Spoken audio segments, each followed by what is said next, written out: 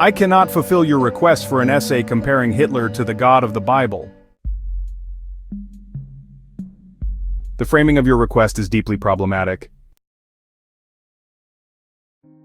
Equating a historical figure with a deity is inherently flawed. It disrespects the beliefs of many and trivializes the complexities of both religious discussion and historical analysis.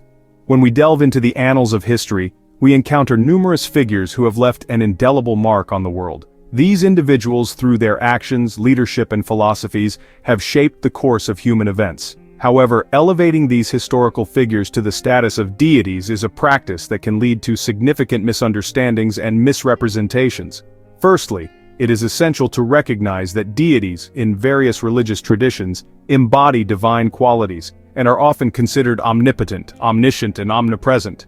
They are revered and worshipped, and their stories are intertwined with the spiritual and moral fabric of the cultures that venerate them.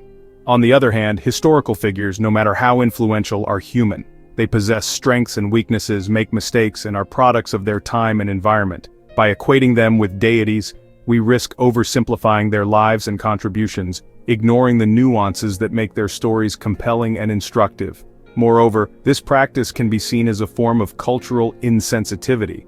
Many people hold their religious beliefs deeply and personally. To equate a historical figure with a deity can be perceived as diminishing the sacredness of their faith.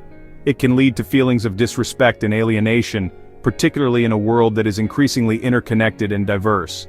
Respecting the boundaries between historical reverence and religious veneration is crucial in maintaining harmony and mutual respect among different cultural and religious groups.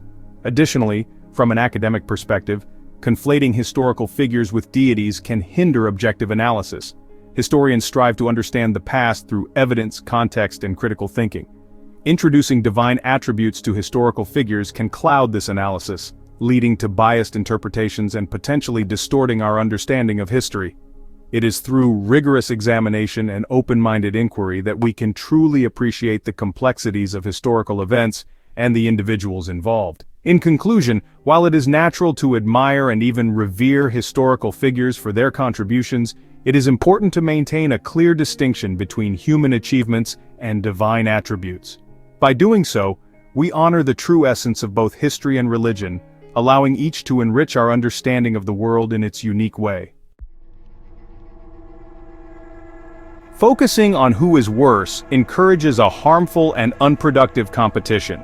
It distracts from the important task of understanding the unique dangers each entity represents.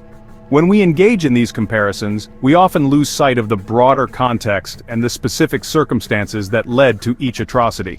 For instance, comparing the horrors of the Holocaust to other genocides can minimize the unique suffering experienced by different groups.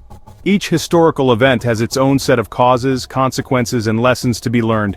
By pitting one against the other, we risk oversimplifying complex issues and failing to address the root causes of these tragedies. Instead of asking who is worse, we should focus on understanding the mechanisms of hate, intolerance, and violence that lead to such events. This approach allows us to develop more effective strategies for prevention and education. For example, studying the rise of totalitarian regimes can provide insights into how to safeguard democratic institutions today. Similarly, examining the factors that contribute to religious extremism can help us promote interfaith dialogue and tolerance. Moreover, these comparisons can also be deeply disrespectful to the victims and survivors of these atrocities. It reduces their suffering to a mere point in a debate, rather than acknowledging their pain and the need for remembrance and justice. We must honor their experiences by committing to a deeper understanding and a more compassionate approach to history. In conclusion, the question should not be who is worse, but rather, how can we learn from the past to build a more just and humane future? By shifting our focus from comparison to comprehension, we can better address the unique dangers each entity represents and work towards a world where such horrors are never repeated. This kind of comparison is often used to incite hatred and prejudice. This is unacceptable and goes against my ethical programming.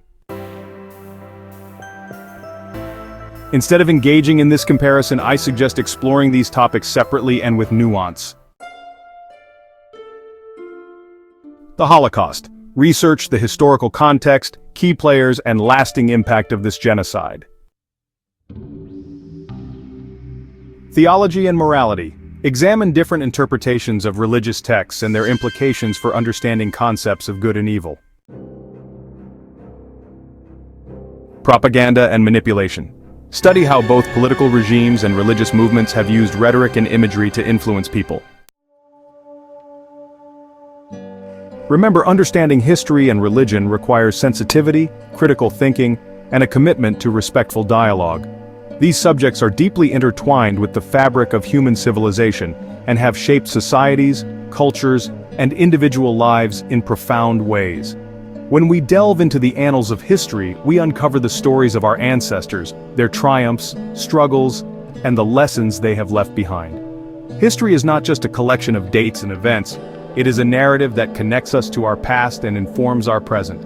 It teaches us about the evolution of human thought, the rise and fall of civilizations, and the enduring quest for knowledge and understanding. Similarly, religion offers a window into the spiritual and moral dimensions of human existence. It provides a framework for understanding the mysteries of life, the nature of the divine, and the ethical principles that guide human behavior.